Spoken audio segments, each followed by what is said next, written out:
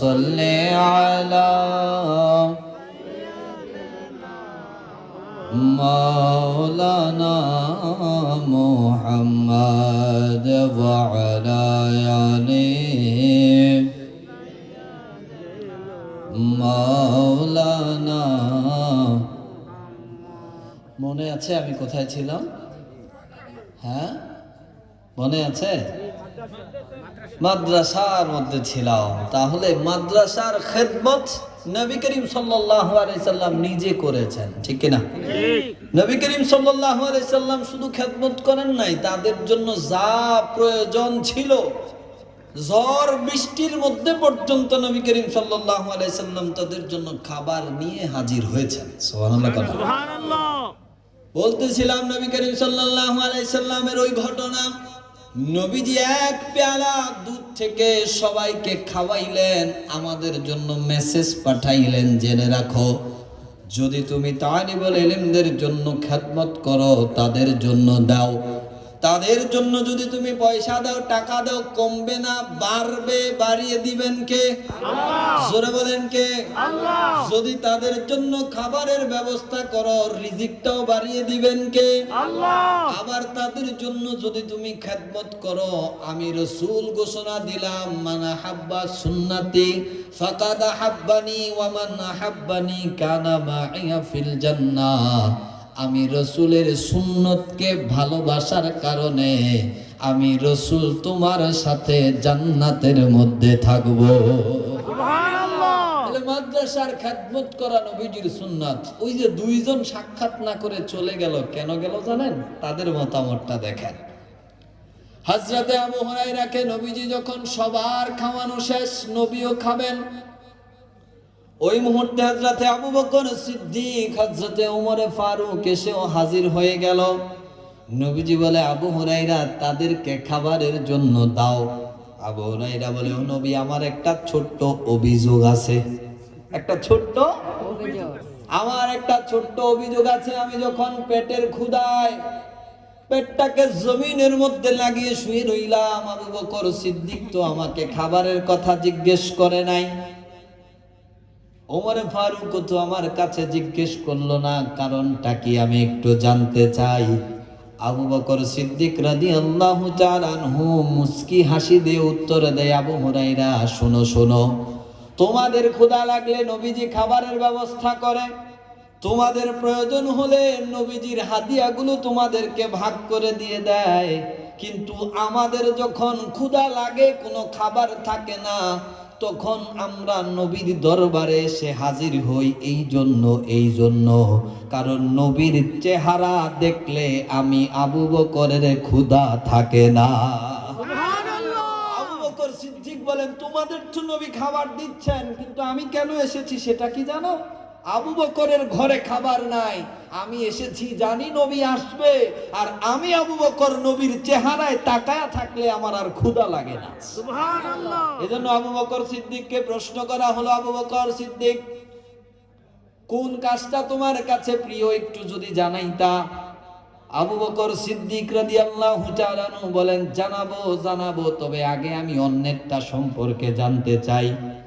জিজ্ঞেস করা হলো অন্যজন সাহাবীকে, ও জাবের, তোমার কাছে কোন কাজটা প্রিয়? উত্তর দিচ্ছেন, আমার কাছে সবচেয়ে প্রিয় হলো নবীর উপরে দুরূদ পড়া। ও আব্দুল্লাহ ইবনে মাসউদ, তোমার কাছে কোন কাজটা প্রিয়? উত্তর দিচ্ছেন, আমার কাছে প্রিয় হলো দীর্ঘ সময় সিজদা করা। আরেকজনকে প্রশ্ন করা হলো, ও সাহাবী, তোমার কাছে কোন কাজটা প্রিয়? তিনি উত্তর দিচ্ছেন, আমার কাছে প্রিয় হলো দীর্ঘ সময় দাঁড়িয়ে দাঁড়িয়ে কোরআনের তেলাওয়াত করা। আরেকজনকে প্রশ্ন করা হলো, তোমার কাছে কোন কাজটা প্রিয়? উত্তর দিচ্ছেন, কোরআনের তেলাওয়াত করা বড় প্রিয়। আবু বকর সিদ্দিককে নবী বলে, আবু বকর, তোমারটা জানার বড় ইচ্ছা হয়, তোমার কাছে কোন কাজটা প্রিয়? আবু বকর সিদ্দিক রাদিয়াল্লাহু তাআলা উত্তর দেয়, ও নবী, আমার কাছে সবচেয়ে প্রিয় হলো আপনি নবীর চেহারার দিকে তাকায়া থাকা।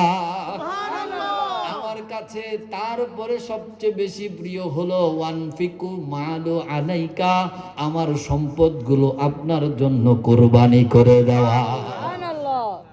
আবু বকর সিদ্দিক, সবাই এক একটা আমলের কথা বলে, কিন্তু আবু বকর সিদ্দিক এমন শখস যিনি বলতেছে আমার নিকট সবচেয়ে প্রিয় শুধু আপনার চেহারার দিকে তাকায়া থাকা, তারপরে আমার নিকট প্রিয় হলো আমার সম্পদগুলো আপনি রাসূলের জন্য বন্টন করে দেওয়া, তারপরে আমার কাছে প্রিয় হলো আপনি রাসূলের সামনে বসে থাকা।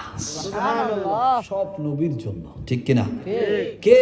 আবু বকর সিদ্দিক আফদালুন নাস বাদাল আম্বিয়া, যার ব্যাপারে নবী বলেছেন, ও আবু বকর, পৃথিবীর সবার ঋণ আমি শোধ করে দিয়েছি, কিন্তু তুমি আবু বকরের ঋণ এখনো আমি শোধ করতে পারি নাই। তোমার ঋণ আমার পক্ষ থেকে হাসরের ময়দানে আল্লাহ পরিশোধ করে দিবেন। সুবহানাল্লাহ। কেমন ঋণ শোধ করলেন নবী দেখেন। নবী করিম সাল্লাল্লাহু আলাইহি সাল্লামের জন্য খাদিজাতুল কুবরা সম্পদ দিয়েছে, ঠিক কিনা? নবীজি তার সম্পদ পেলেন, ইসলামের জন্য খেদমত করলেন, কিন্তু খাদিজাতুল কুবরাকে মৃত্যুর আগে নবীজি প্রশ্ন করলেন, ও খাদিজা, তোমার আমার কাছে কিছু চাওয়ার আসেনি? খাদিজাতুল কুবরা নবী করিম সাল্লাল্লাহু আলাইহি সাল্লামের বড় প্রাণের স্ত্রী।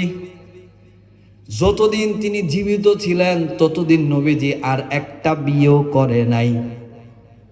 নবীজি 50 বছর বয়স পর্যন্ত শুধুমাত্র একজনকে বিয়ে করেছেন, কিন্তু আমাদের সমাজে অনেকে এখন নবীজির বিবাহ নিয়ে প্রশ্ন তোলে, ঠিক কিনা?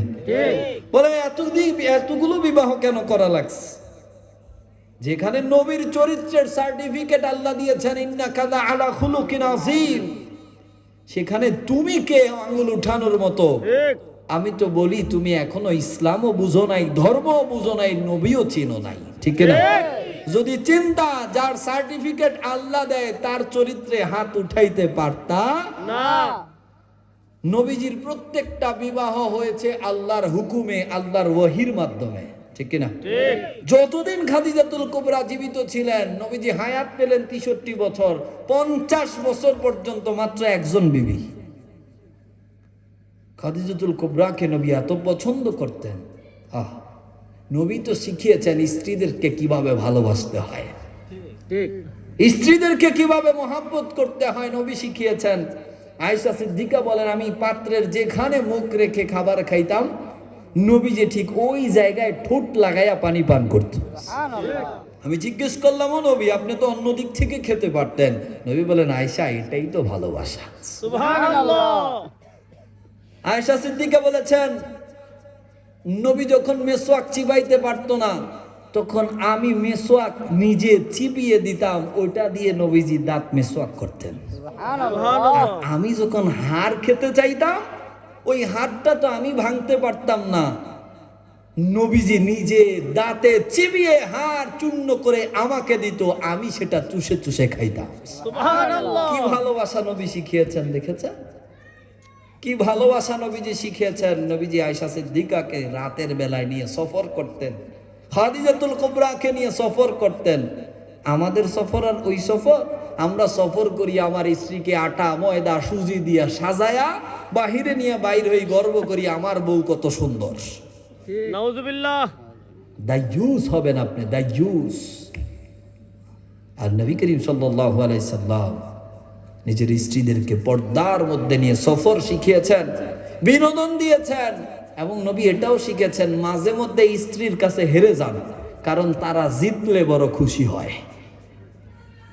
নবীজি আয়েশা সিদ্দিকার সাথে প্রতিযোগিতা দিতেন, দৌড় প্রতিযোগিতা, শক্তির প্রতিযোগিতা। দৌড় প্রতিযোগিতায় নবী করিম সাল্লাল্লাহু আলাইহি সাল্লাম জিতে গেলেন। আয়েশা সিদ্দিকার বড় মন খারাপ। পরবর্তীতে নবী বলে, চলো না আমরা আবার দৌড় প্রতিযোগিতা দেই। এবার নবী ইচ্ছা করে হেরে গেলেন। সুবহানাল্লাহ। দেখেছেন কি ভালোবাসা শিখাচ্ছেন, যে মাঝে মধ্যে স্ত্রীদেরকে জিতায়া দেন, দেখবেন তারে জিতাই দিবেন, সে তার কলিজা পর্যন্ত আপনারা দিয়ে দেব। ঠিক, নবী ভালোবাসা শিখিয়েছেন। সেই নবীর স্ত্রী খাদিজাতুল কুবরা, নবীজি প্রশ্ন করেন, ও খাদিজা, কি চাও আমার কাছে? আমরা কবরের পাশ দিয়ে হেঁটে যাচ্ছি, একটু ভয় লাগে নাই, সালামটাও ভালো করে দেই নাই, কিন্তু খাদিজা বলতেছে, ও নবী, আমার কবরটা দেখলে বড় ভয় লাগে, বড় চিন্তা হয়, এই অন্ধকারের মধ্যে কেমনে থাকবো, ছোট্ট একটা ঘরের মধ্যে কিভাবে থাকবো, কোনো সঙ্গী থাকবে না, লাইট থাকবে না, কোনো বিছানা থাকবে না, বালিশ থাকবে না, ওই জায়গার মধ্যে ডাকার মতো কেউ থাকবে না, কেমনি এই ঘরের মধ্যে থাকবো? খুব চিন্তা হয়, আরো বেশি চিন্তা হয়। শুনেছি আপনি জানিয়েছেন মুনকির নাকির এসে নাকি প্রশ্ন করবে, যদি তাদের প্রশ্নের উত্তর দিতে না পারি মাটি নাকি এমন চাপ দিবে হাড়, ডান পাশের হাড়গুলো বাম দিকে, বাম পাশের হাড়গুলো ডান দিকে ঢুকে যাবে। বড় চিন্তা হয়। আপনার কাছে কিছুই চাওয়ার নাই, তবে একটা জিনিস চাই, আপনি রসূল মুনকির নাকিরের প্রশ্নের উত্তরগুলো আমার পক্ষ থেকে দিয়ে দিয়ে। তাহলে খাদিজার আকীদা কি? নবীজি উপরে থেকেও জমিনের নিচের প্রশ্নের উত্তর দিতে পারে। এই আকীদা যদি খাদিজার না থাকতো, খাদিজাতুল কুবরা তো কখনো বলতো না যে আপনি কবরের প্রশ্নের উত্তর দিয়েন, ঠিক না? এটা খাদিজাতুল কুবরার আকীদা। আর আমাদের বোনদেরকে এখন মিডিয়া আর টিভি শিখাচ্ছে নবী নিজেরই কল্যাণ করতে পারে। খাদিজাতুল কুবরা বলে, ও নবী কিছুই চাই না, একটা জিনিস চাই, একটা জিনিস চাই। বড় ভয় হয়, কবরটা দেখলে বড় কঠিন লাগে, কেমনে থাকবো, আবার মুনকির নাকিরের প্রশ্নের উত্তরগুলো কেমনে দিব? আপনি যদি উত্তরটা দিয়ে দিতেন। তাফসীরের ইবনে কাসীরের মধ্যে আসে, নবী করিম সাল্লাল্লাহু আলাইহি সাল্লাম বিদায় আবার নেহায়ার মধ্যে এই ঘটনা এসেছে, মাওয়াহিবুল্লাহ দুনিয়ার মধ্যেও এসেছে। খাদিজাকে দাফন করার পরে সবাই চলে যাচ্ছেন, কিন্তু নবী যায় না, বসে আছেন। নবী যায় না। সাহাবীরা বলে, ও নবী চলেন, চলে যাই। বলে, না, যাওয়া যাবে না। সাহাবীরা বলে, ও নবী চলেন, আমরা চলে যাই, কারণ চলে যাওয়ার পরেই তো ফেরেশতারা আসবে।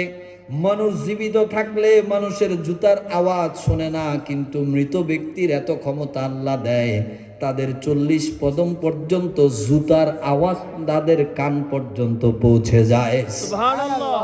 নবীকে বলেন, ও নবী চলেন, চলে যাই। নবী বলে, যাব না। কেন যাবেন না? ও নবী, না গেলে কি হবে? নবী করিম সাল্লাল্লাহু আলাইহি সাল্লাম বলেন, আমি খাদিজাকে কথা দিয়েছি, তার প্রশ্নের সওয়াল জবাবগুলো আমি দিয়ে দেব। সুবহানাল্লাহ। যতক্ষণ হবে না, ততক্ষণ যাবে না। আল্লাহ ওহী নাজিল করে দিলেন, জিবরাইলকে পাঠিয়ে দিলেন, ও নবী আপনি বসে থাকার প্রয়োজন নাই, খাদিজাকে কবরের প্রশ্নই করা হবে না, কোনো প্রশ্নই করা হবে না। সুবহানাল্লাহ। খাদিজাতুল কুবরার জন্য প্রশ্নই করা হবে না, আপনি রাসূল চলে যান। তো আবু বকর সিদ্দিককে নবী বলতেছেন, তোমার সব ঋণ আমি শোধ করে, সবার ঋণ আমি শোধ করেছি, তোমারটা শোধ করতে পারি নাই। তো তাফসীর কারকরা ওই হাদিসকে ব্যাখ্যা করে বলতেছেন, খাদিজার ঋণ আল্লাহর রাসূল শোধ করেছেন মুনকির নাকিরের সওয়ালের জবাবের ওই সময় সাহায্য করে। সুবহানাল্লাহ। ওসমান যুন্নুরাইনের ঋণ শোধ করলেন। ওসমান দিলেন তো দিলেন, ইসলামের জন্য অনেক দিয়েছেন। তো ওসমানের ঋণ নবী কেমনে শোধ করলেন, কেমন ভাবে শোধ করলেন? নবী করিম সাল্লাল্লাহু আলাইহি সাল্লাম ওসমানকে নিজের 2 কন্যা দিয়ে যুন্নুরাইন বানিয়ে দিয়েছেন। সুবহানাল্লাহ। ওসমানের ঋণগুলো শোধ হয়ে গেল। এবার ওমরে ফারুক তো ইসলামের জন্য অনেক করেছে, তার ঋণ নবীজি কেমনে শোধ করবেন? নবী করিম সাল্লাল্লাহু আলাইহি সাল্লাম মনে রাখবেন, কোনো মেয়ে বিবাহ দেওয়ার পরে যদি ফিরে আসে, ওই মেয়ে যতটা না কষ্টে থাকে তার চেয়ে বেশি কষ্ট মা বাবার। ঠিক কথা বলে। কোনো মেয়ে যদি আপনি বিবাহ দেন, সে যখন ফিরে আসে, কোনো কারণে এই সংসার যদি ভেঙে যায়, মেয়েটা যতটা না হতাশ, তার চেয়ে বেশি কষ্ট মা বাবার। মায়ের কষ্ট দেখে কে? ওই সময় ওই মা প্রতি রাতে কান্না করে, আমার মেয়েটার কি হলো। তা উমরে ফারুক রাদিয়াল্লাহু তাআলা আনহুর একটা মেয়ে ছিল হাফসা, তাকে যখন বিবাহ দেওয়া হলো, হাফসা আবার স্বামীর ঘর থেকে ফিরে আসলো যে কোনো কারণবশত। নবী করিম সাল্লাল্লাহু আলাইহি সাল্লাম ওই হাফসাকে তার ঘর পর্যন্ত, উমরের ঘর পর্যন্ত উঠতে দেয় নাই, বরঞ্চ হাফসাকে নবীজি নিজের স্ত্রী বানিয়ে নিজের ঘরে নিয়ে গেছে। সুবহানাল্লাহ। উমরের ঋণ শোধ, ঠিক কিনা? এর থেকে বড় বাবা কি আছে? নবীর আত্মীয়, নবীর শ্বশুর। নবীজি নিজে উমরের কন্যাকে বিয়ে করে নিলেন, আর নবী বলেছেন পৃথিবীর সব বংশ ধ্বংস হয়ে যাবে, পৃথিবীর সব সম্পর্ক বিলীন হয়ে যাবে, কিন্তু আমি রাসূলের সম্পর্ক কিয়ামত পর্যন্ত জারি থাকবে। সুবহানাল্লাহ। ঋণ শোধ করে দিলেন, উমরের ঋণ শোধ, উসমানের ঋণ শোধ। খাদিজাতুল কুবরার ঋণ শোধ হয়ে গেল, কিন্তু নবীজি আবু বকর সিদ্দিককে বলতেছে, আবু বকর, পৃথিবীর সবার ঋণ আমি শোধ করলেও তোমার ঋণ আমার শোধ করা হয় নাই। তোমার ঋণটা আল্লাহ আমার পক্ষ থেকে শোধ করে দিবে। আবু বকর কোন দিক থেকে এত দিলেন? এজন্য কিতাব প্রমাণ করে এক দিক, দুই দিক, তিন দিক নয়, 39টা দিক থেকে আবু বকর সিদ্দিক সব সাহাবীদের প্রথমে। সুবহানাল্লাহ। একটা দিক নয়, 39টা দিক থেকে আবু বকর সিদ্দিক সবার থেকে প্রথমে। ইসলাম গ্রহণ করার ব্যাপারে যদি দেখেন, পুরুষদের মধ্য থেকে সর্বপ্রথম আবু বকর সিদ্দিক রাদিয়াল্লাহু তাআলা আনহু, বালেকদের মধ্য থেকে হযরত আলী কাররামাল্লাহু ওয়াজহুল কারীম, নারীদের মধ্য থেকে হযরত খাদিজাতুল কুবরা। সুবহানাল্লাহ। দানের দিক থেকে যদি দেখেন, মসজিদে নববী বানানোর জন্য সর্বপ্রথম যিনি হাদিয়া দিয়েছেন, মসজিদে নববীর জায়গা যিনি ক্রয় করে দিয়েছেন, তিনি আবু বকর সিদ্দিক। সুবহানাল্লাহ। যদি আসহাবে সুফার দিকে দেখেন, সেই আসহাবে সুফার জন্য আবু বকর সিদ্দিক, যে মাদ্রাসা আপনাদের পাশে, আবু বকর সিদ্দিক রাদিয়াল্লাহু তাআলা আনহু দিতে দিতে এমন দেওয়া দিয়েছেন, একটা যুদ্ধের মধ্যে নবী করিম সাল্লাল্লাহু আলাইহি সাল্লাম যখন বললেন তোমরা আমাকে সাহায্য করো, তখন সবাই দেখলো সবার কাছে যা ছিল দিতে পারছে। ওই সময় হযরতে উমরে ফারুক রাদিয়াল্লাহু